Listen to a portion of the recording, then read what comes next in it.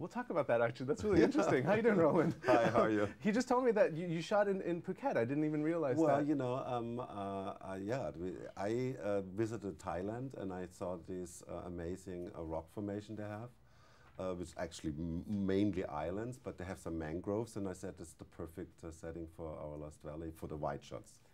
When you were scouting, I mean, does it get to the point where, you know, films have been shooting so many places all over the world. Does it get to the point now where you're just finding the most exotic, most random? I don't know. Was it? No, it's more the fact. You know, I had a very specific landscape in my head, and actually first we wanted to recreate it in Africa, but then you know we found by coincidence in New Zealand where we wanted to shoot some mountain crossing that. This landscape exists, and then we like kind of shot there. What was nice also about the film is that there's a very multicultural cast involved. When you were looking for people, what was the criteria? Did they have to have a certain shade, or like was it? No, we took this very serious. We had enormous number of castings, you know, because we wanted to find all these different tribes. So it's very important for us, and we're very proud of, because when I scouted this movie for landscape, what I really discovered is the human face as the most amazing thing on this planet. And when you were choosing your leads then, what was it about them, of their faces, that really you thought was going to be able to tell the story that you wanted to? Well, what we did actually, you know, we started with our two leads. You know, when we had them, you know, everybody else had to match, you know, and that was quite complicated. And we found actually most of them in England for a strange reason, because England is also very multi-ethnic. You know, a lot of people from all over the world come there.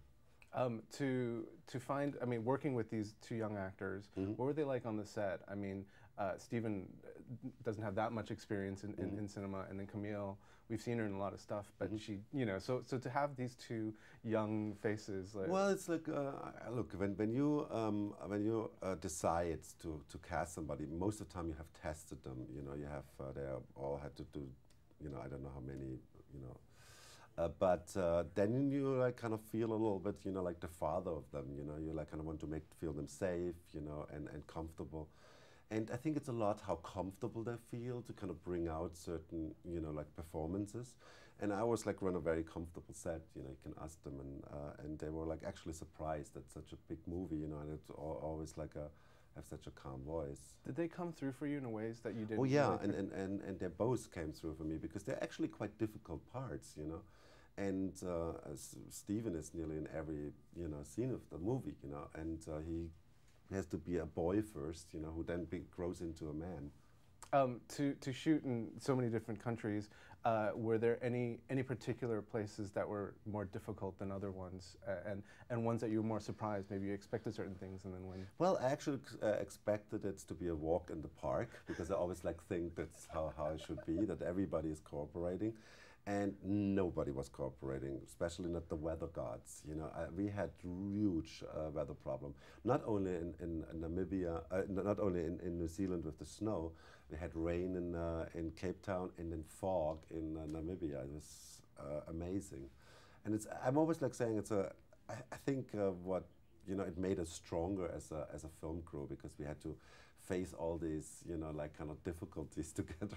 You're now known for making larger than life movies. I mean, is there any point in your career that you want to kind of bring it down and maybe do something in a room? You know? Well, it's the same way when you would like ask Woody Allen, you know, don't you want a big visual effect movie? You never know. Tons of effects and like car chases through Manhattan.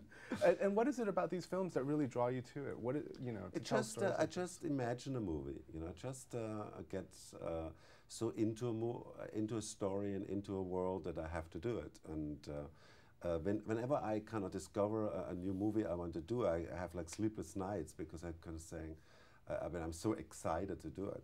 It's really nice talking to you. Thank you very much. Thank you.